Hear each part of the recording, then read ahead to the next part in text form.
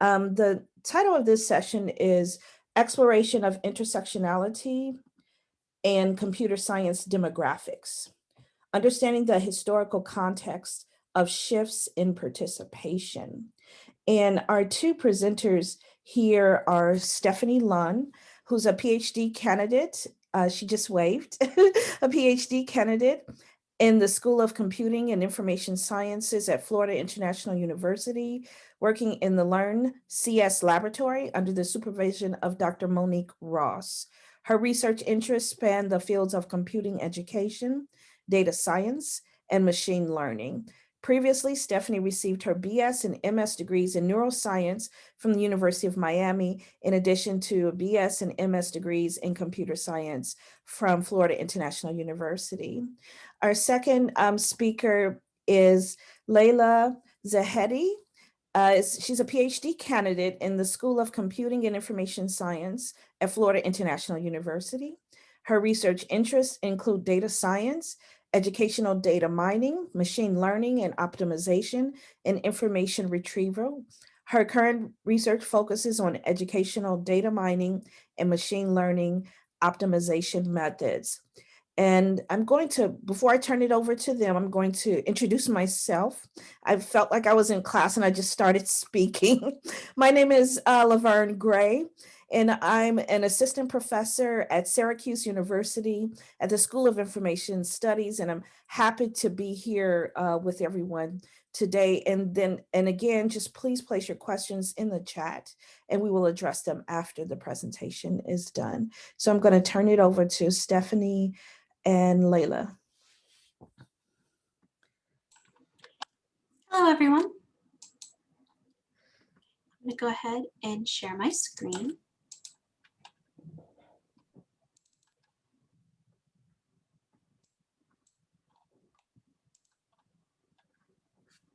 Hello, I'm Stephanie Lunn. And today, along with Layla Zahedi, I'll be presenting Exploration of Intersectionality and Computer Science Demographics, Understanding the Historical Context of Shifts in Participation.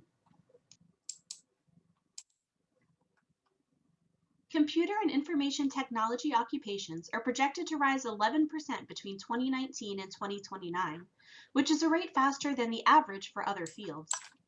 It is estimated that in the next decade, 531,200 new jobs will be added. Given the growing demands in computing, we wanted to know, how have white, Black, Hispanic and Latinx, Native American, and Asian women's participation in computing shifted over time? And what major historical events and activities describe the context of the notable shifts observed in women's participation? Intersectionality refers to a theoretical framework for exploring the overlapping components of an individual's identities, whether political, such as their political affiliations, social, such as race, gender, or disability, organizational, such as job title, or circumstantial, such as being a student or parent. Intersectionality is a call to scholars to not ignore or undervalue the complexities associated with experience of those that stratify more than one axis of oppression, including race, gender, class, sexual orientation, etc. This framework points out that women are not a monolith, and as such, do not experience life or marginality the same. Previously, literature has described how women of color are shaped by existing within multiple spheres of minority categorization, often facing both racism and sexism, and the importance of considering intersectional identity as more than just the sum of individual labels. Intersectionality presents the opportunity and the argument for disaggregating data and evaluating, in this case, Black women, Hispanic women, Native American women, and Asian women, and their complex identities rather than lose them in overgeneralized aggregated data. In our study, we leverage prior work to focus on social identity and deliberately apply an intersectional lens in selecting, presenting, and interpreting the data. It is important to establish some of the general demographics in the United States for context. According to the last United States Census Bureau reports, whites represent 76.3% of the total population and 60.1% when considering the white, not Hispanic designation. Likewise, Black and African Americans are 13.4%, American Indian and Alaska Natives are 1.3%, and Asians are 5.9% of the population. Furthermore, 18.5% of the total population are Hispanic or Latino. Meanwhile, women are actually 50.8% of the total demographics. However, in computing, these numbers may look a bit different. According to the Kapoor Center for Social Impact, who I give credit to for this slide, men earn 82% of bachelor's degrees in computer science, while women earn only 18%, and only 20% are Black or Latinx. Our goal was to consider undergraduate enrollment and graduation rates in computing fields, and to examine trends between 1987 and 2018. Additionally, we consider the intersectionality of social identities when disaggregating the data, since prior work has demonstrated the importance of considering those situated at the intersection of race or ethnicity and gender when investigating persistence. In order to try to explain the stark peaks and valleys in the quantitative evaluation, we also applied historical context analysis. When trying to gain a historical perspective of the enrollment or graduation rates in computing over time, there are three primary sources of enrollment and graduation statistics: the Computing Research Association, the National Science Foundation, and the Association for Computing Machinery. However, it should be noted that each considers different data sources and therefore presents different types of information.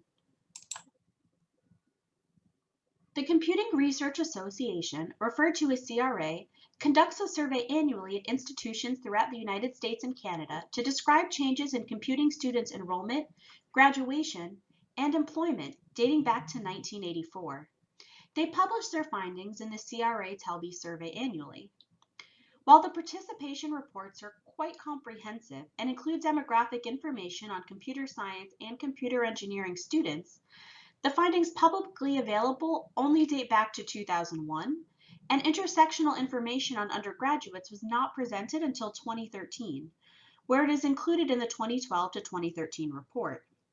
Moreover, TELB focuses on institutions that offer PhDs in computing fields, and they exclude for-profit institutions. This type of reporting limits the representation of certain institutions, and in particular may result in the exclusion of minority-serving schools like historically Black colleges and universities.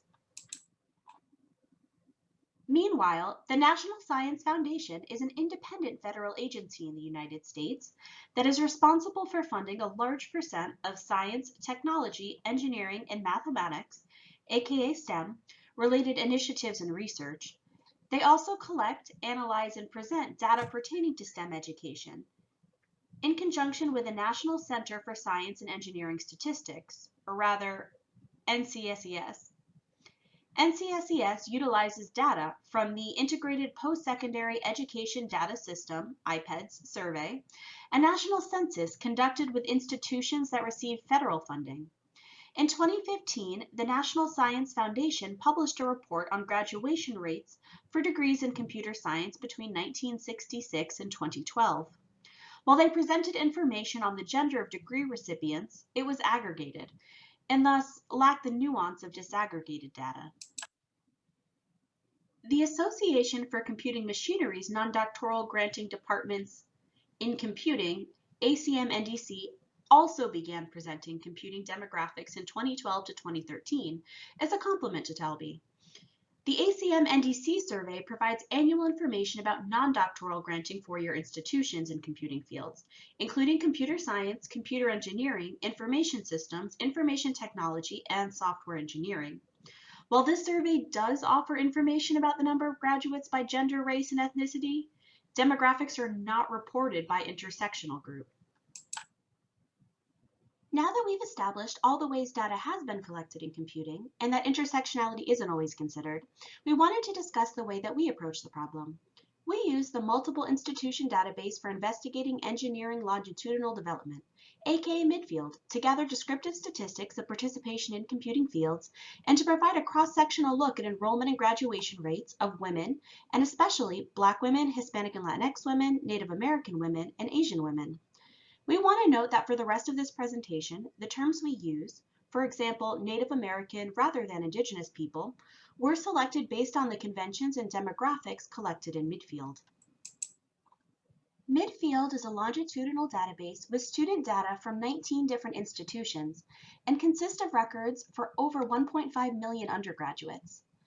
These records include demographic information like gender, ethnicity, and race, as well as transcript data, which allows users to track academic information throughout the duration of a student's education, including academic major, courses taken, grades, and graduation. MIDFIELD began data collection in 1987 and continues to do so currently, adding new participating institutions annually. Due to the size of this dataset, unlike some other data sources, MIDFIELD has the potential of supporting analyses of disaggregated data, and to therefore provide valuable insights into populations that are often omitted due to small numbers. The reporting universities and colleges were geographically dispersed throughout the United States and represented varying types of institutions: private, public, small, medium, and large, including predominantly white institutions, 2 historically Black colleges and universities, and 1 Hispanic serving institution. The 2 HBCUs stopped reporting after 2003 and 2004, which may explain one of the shifts in demographics after this time frame that we will later show you. It should also be noted there were no formal tribal colleges and universities or Asian American, Native American, Pacific Islander serving institutions, AANA PISIs, in this dataset. First, we consider the intersectionality of race, ethnicity, and gender for all students enrolled in computing fields, as shown in this figure.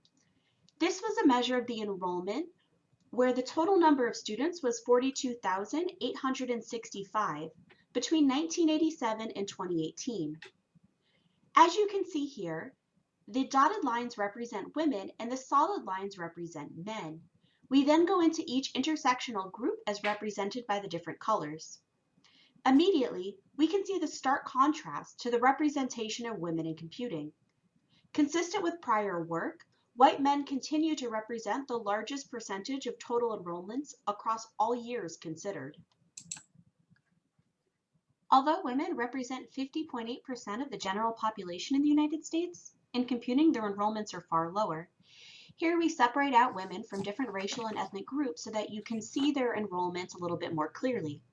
White women in computing tend to have the highest enrollments relative to other racial and ethnic backgrounds, yet they only accounted for 19.7% of the total computing population at its highest, which was in 1987, and they continued to diminish thereafter.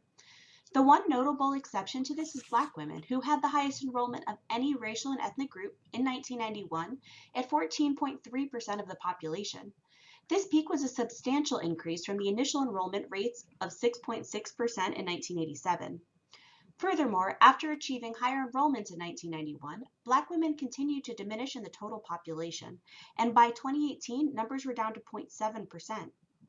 Additionally, Asian, Hispanic, and Latinx, and Native American women consistently saw lower representation throughout the data. While MIDFIELD includes information between 1987 and 2018, we limited the graduation analysis to a subset of 1987 to 2012 because we wanted to allow 6 years to ensure any students who may have enrolled had the average time to graduate of 6 years. The chosen dates are consistent with the 6-year window that is recommended by the National Center for Educational Statistics. The graduation rate trends for all students in computing fields is illustrated here. Again, the largest demographic with regards to graduation rates was white men, which ranged between 45.2% in 1989 and 71.8% in 2007. The highest graduation rate seen for non-white men was Asian men in 2004, which had a 10.6% graduation rate. However, it should be noted that these rates are proportionally higher than the percentage of Asians represented in the general population. Overall, we observed lower levels of graduation for each group than we did for enrollment, suggesting an attrition problem. In order to try to explain the stark peaks and valleys in the quantitative analysis, we applied historical context analysis. Historical context analysis consists of a critical examination of documented past conditions to describe the political, cultural, economic, and social climate that define critical periods of change. According to Given, context is defined as the external characteristics of the situation to be studied that are situated outside the individual group or even institution or community that are the focus of interest. Given argues that this method is useful since individual behavior is influenced by the historical events that define a particular place and time. Considering the relevance of broader factors that evolve and influence populations, we use historical context analysis to describe enrollment and graduation rate fluctuations in computing. Therefore, we also consider historical events in terms of institutional funding, initiatives, organizations, or groups that could impact academic decisions. Within the context of our research and our quantitative analysis, we would like to note that we defined a notable shift as a change in the enrollment or graduation rates of a specific intersectional group from relatively stable values over the span of several years to one which was comparatively higher or lower the following years. The precise amount of fluctuation is determined by the proportional representation within the group of study as compared to the overall population. Relative to the men in the MIDFIELD dataset, women tended to have lower enrollment and graduation rates overall. This is consistent with other reports and research. In computer science, the number of bachelor's degrees awarded to women increased from a few hundred in 1970 to almost 14,000 in the late 1980s. However, it started to decline in 1990 and then stagnated in the mid-1990s. Overall, we observed that women never rise above 20% enrollments for any racial or ethnic group. Moreover, even white women, which tend to have the highest rates for women overall, are well below the percentages for white men. White women had their highest representation in total enrollment in 1987, a time which also included some major developments toward the inclusivity of women in computing. In 1987, Dr. Anita Berg and 12 other women in computer science started a community connected via email called Sisters to discuss problems at work, technical issues, and to share resources. After recognizing that there was unequal representation in computing, the ACM created a committee in the 1990 to broaden participation. One focus was to undo policies that gave unfair advantages on the basis of race and gender. Then, in 1993, a new committee was established called the Committee on the Status of Women in Computing, later renamed to ACM Committee on Women in Computing. According to historical records, they tried to encourage activities like mentoring or promotion of the accomplishments of women to bolster the representation of women. Then, in 1994, the Grace Hopper Celebration of Women in Computing, co-founded by Dr. Anita Borg and Dr. Tella Whitney, was created as a conference for women in technology from around the world. Prior studies have demonstrated that celebration of women's contributions to a community are important for fostering a sense of community. Moreover, it was reported that not only did attendees report feeling inspired by the role models they saw at the conference, but more than half reported they intended to continue to communicate with other participants at such events.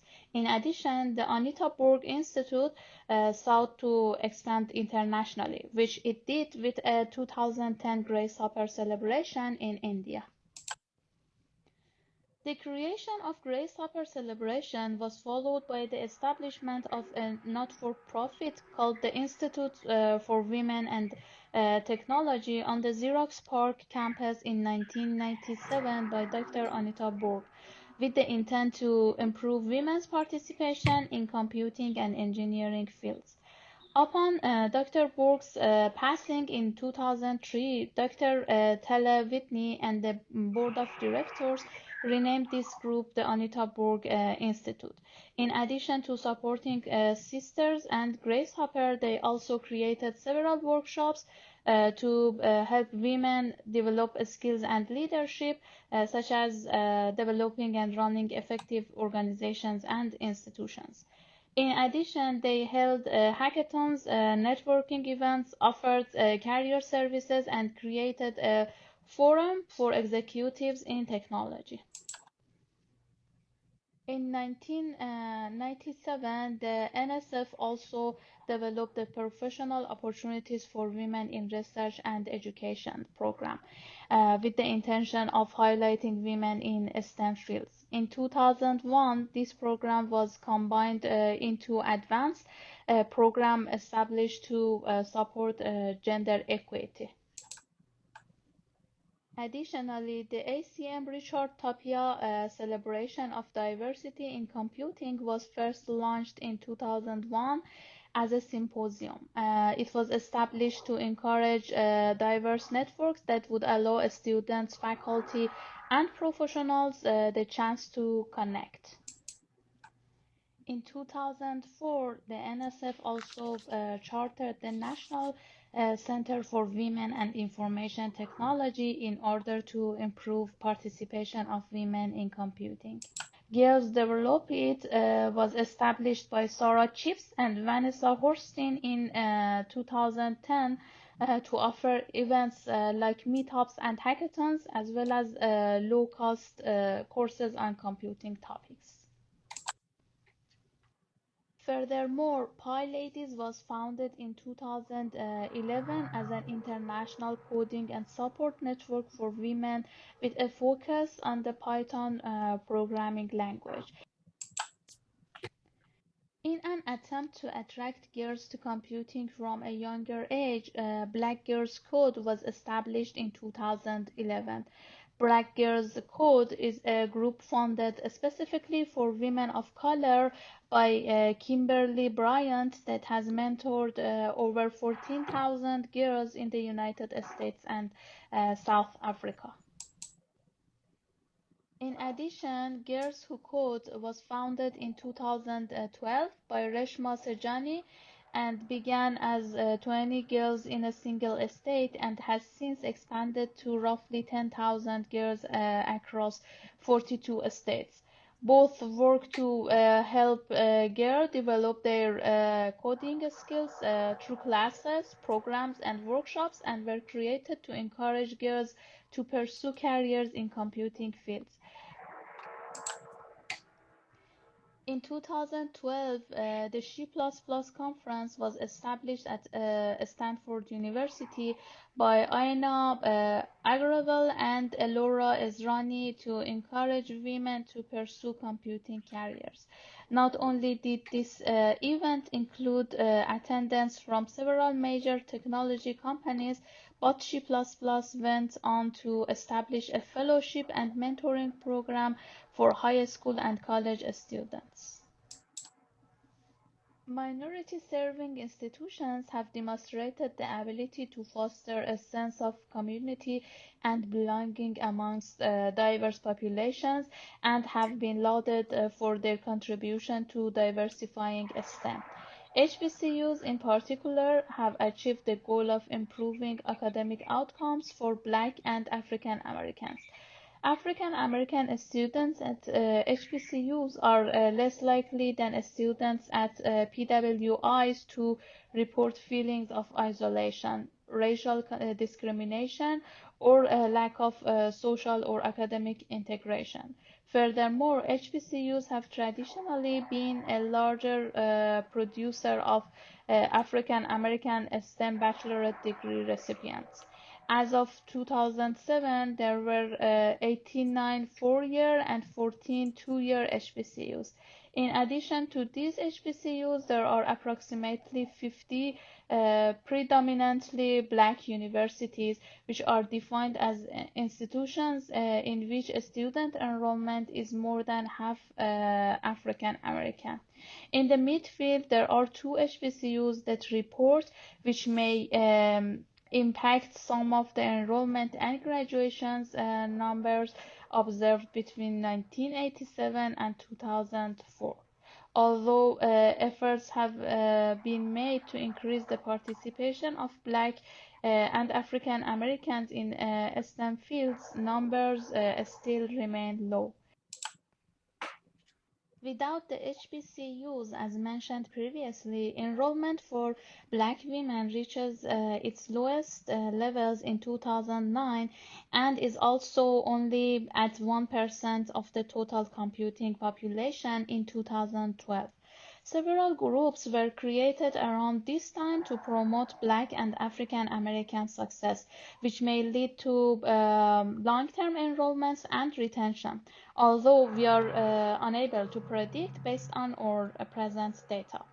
Black Women in Computing was established in 2011 by Dr. Daniel Cummings along with the help of the Anita Borg Institute to encourage the participation of Black women and other minorities in the field. Then, in 2013, an NSF grant was awarded to establish the Institute for African American Mentoring in Computing Sciences, which is pronounced as IMCS. Although created locally, it became a national resource designed to improve the participation of Black and African American students in computing by creating programs and providing mentoring, training, research grants, and peer mentoring. 2016, to further their mission, the National Society for Blacks in Computing conference was created under the support of IAAMCS. The conference was dedicated to creating a safe space for participants to receive mentorship, increase professional networks, enhance social capital, and plan their career trajectories. These efforts have had a major impact on Black enrollment in computer science PhD programs. The inaugural BWIC conference, Black Compute Here, pronounced Black Computer, was held at Howard University for students, faculty, and professionals in 2017. The initial gathering served and continues to serve to facilitate discussion surrounding gender and race in technology fields, and to provide resources and support for Black women during their education and careers. Hispanic populations in the United States have grown rapidly over the past several decades. This group grew up by roughly 60% in the 1990s. Also, we do not see an increase in computing enrollment until the early 2000s. In particular, we note enrollments of Hispanic women peak at 2% in 2002. However, leading up to this time frame, there were several notable shifts in culture and historical events which may have led to this rise in the Hispanic population in STEM fields and especially in computing. In 1986, the Hispanic Association of Colleges and Universities was established by academic and business leaders to promote higher education for Hispanics. Then, as part of the Higher Education Act in 1992, HACU wrote a language included in the bill passed by Congress to create Hispanic serving institutions. HSIs have demonstrated an important role in contributing to improving both enrollment and graduation rates in STEM fields.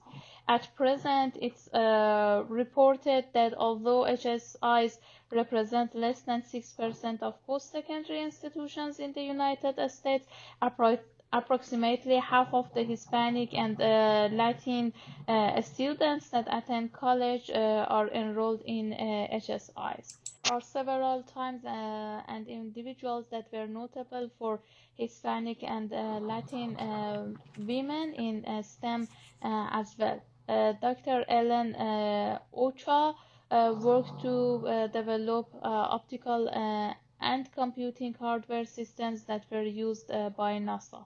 In 1993, she was the first Latino astronaut to go into space aboard the space shuttle Discovery, and then she was the 11th director of the Johnson Space Center. She was the JSC's first Hispanic director and its second female director. Six, the Hispanic Technology and Telecommunications Partnership was established to represent the Latino population in policies pertaining to telecommunication and technology. Tech Latino was also created in 1997 as a technology-focused professional organization that offers seminars, workshops, research, and policy analysis for professionals, students, and businesses.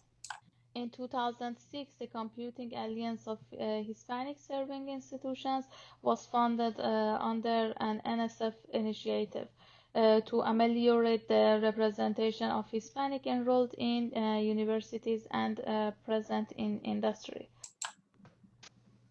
Also, in 2006, a group of Latinas gathered at Grace Hopper Celebration and formed Latinas in Computing, a group which is involved in different workshops, conferences, and professional groups to form a network of Hispanic women and Latinas.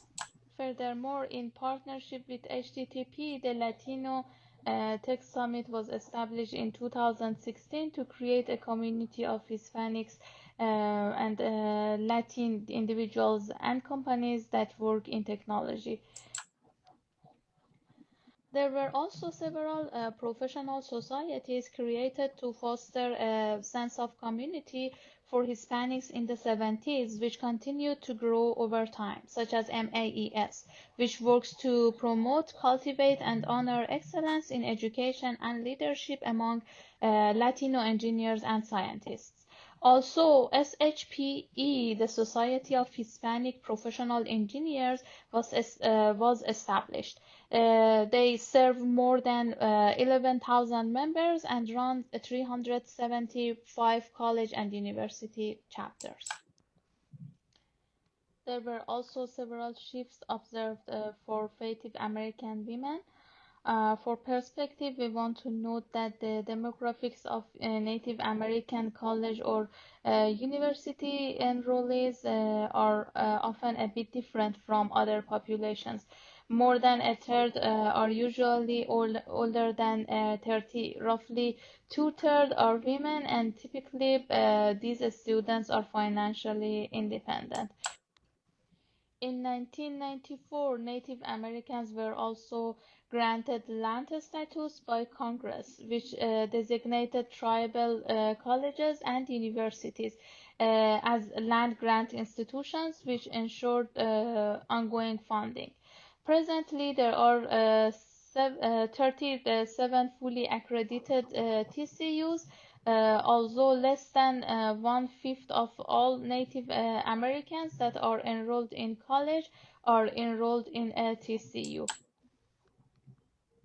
In 2000, the NSF established the Tribal Colleges and Universities Program, TCUP, to support technology upgrades and the purchase of equipment and to promote outreach.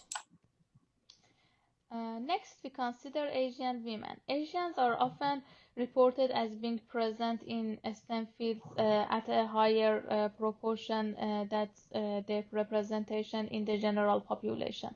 As such, Asians are often neglected in computing research and funding initiatives. Yet, when data is further disaggregated on the basis of intersectionality, Asian women have far lower levels of representation in computing than Asian men in the computing workforce and should therefore be considered independently.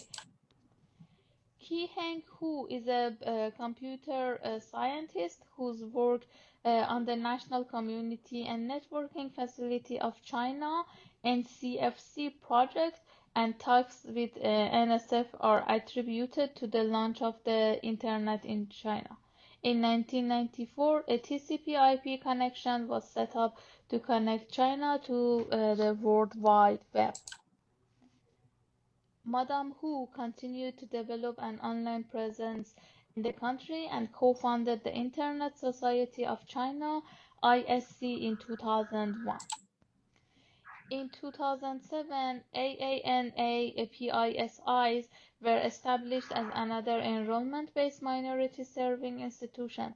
In particular, this designation was awarded to schools where at least 10% of the population were Asian Americans or Pacific Islanders, and where half of the students were considered low income based on their participation in the federal Pell Grant.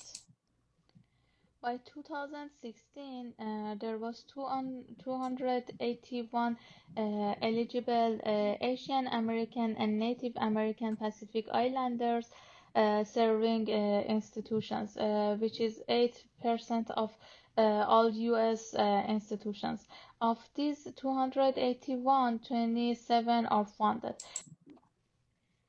The Society of Asian Scientists and Engineers was also established in 2007 to support Asian professionals in science and engineering fields and to encourage support in local communities. Additionally, the China Computer Federation is a professional computing group that has partnership with ACM and IEEE Computer Society. Overall, the cultural shifts throughout history have led to many attempts to broaden participation, including the establishment of organizations and groups to help build up communities for women in computing. However, we must acknowledge that each student is unique, and no single strategy can be employed to encourage the persistence of all underrepresented groups. Nonetheless, it is important to consider the differences in instructional styles and training that can foster heightened interest and support. Students that come from cultural backgrounds valuing collectivism over individualism may find themselves preferring peer coding or group projects to individual assignments. Furthermore, supportive peer networks have been shown to be critical for recruiting African American and Latino students in high schools into computing classes. More creative approaches, and especially those that highlight culturally relevant pedagogy, may serve to increase interest and to facilitate learning of topics students may otherwise find challenging. Furthermore, we cannot deny the impact that government-led or funded initiatives have had on moving the needle. The literal buy-in from the National Science Foundation through funding mechanisms have established many of the programs already discussed and have expanded access and support for Black and Brown people in computing. Likewise, the invisible labor of those from the least represented groups, be it women, Blacks, Hispanics and Latinxes, Native Americans, or Asians, in creating their own communities, organizations, and support structures, is commendable and arguably invaluable to professional identity development and the persistence of minority engineering and computer science students. Despite the slow movement, there is still an opportunity to invest, expand, and grow the profession for the better through broadening participation. Going forward, it is important for researchers to continue to examine what contributes to the enrollment and graduation rates of computing students. Despite initiatives to remediate enrollment and persistence of underrepresented groups in computing, women in computing have not seen substantial increases. Furthermore, considering the intersectionality of gender and race or ethnicity, we observe that white women, Black women and men, Hispanic/Latinx women and men, Native American women and men, and Asian women are particularly underrepresented. As such, it is important to further their unique pathways to computing and the factors influencing persistence of these populations, not as an aggregate, but instead on their own terms.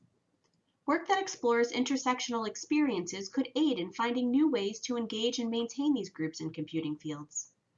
The analysis presented is intended to encourage educators and administrators to further investigate these intersectional experiences so that they can provide more targeted support for students with equity in mind, and to evaluate practices that may limit the participation of women and racial or ethnic minorities. One potential option is to try to engage women re-entering academia at non-traditional time points. Research suggests that often women leave school for financial reasons or to take care of family. Recruiting women returning to education or looking to upskill or reskill could prove a great potential source of untapped talent to reduce the underrepresentation of women in computing. Moreover, we recommend additional research into switching behavior in terms of what encourages women from other majors to enroll and persist in computing. Understanding what motivates minoritized groups to succeed in computing, despite academic challenges and a lack of same race and same gender peers and faculty, is critical towards improving their retention and tenacity in the face of obstacles. Our results also demonstrate the importance of including a wide range of universities when examining different populations in computing. Datasets should be established with reports from historically Black colleges and universities, Hispanic serving institutions, tribal colleges and universities, and Asian American and Native American Pacific Islander serving institutions to gain a clear picture of the landscape. Furthermore, data collection and analysis should seek to offer intersectional breakdowns to provide greater insight about the numbers of each group, as well as their distinctive experiences. Only through enhanced understanding can we help to broaden participation and to make the field more equitable for all students.